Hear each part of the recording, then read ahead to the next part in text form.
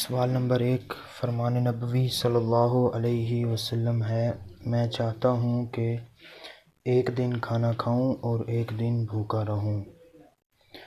سوال نمبر 2 ان زنا و ان سرقہ کا مطلب ہے زنا اور چوری۔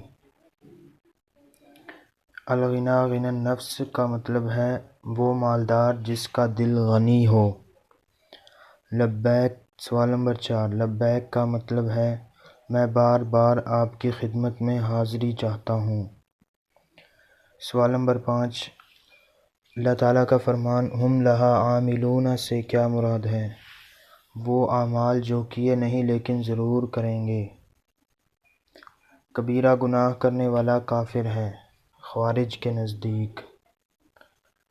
سوال نمبر 7 حدیث ابو ذر میں لا تبرح حتی آتیک سے مراد ہے تم ادھر رکو میں آ رہا ہوں۔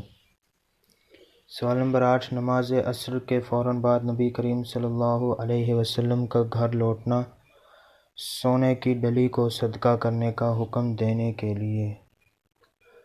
سوال نمبر 9 اللہ یسمع لقولہ کا مطلب ہے کہ اگر وہ بات کہیں تو بات نہ سنی جائے۔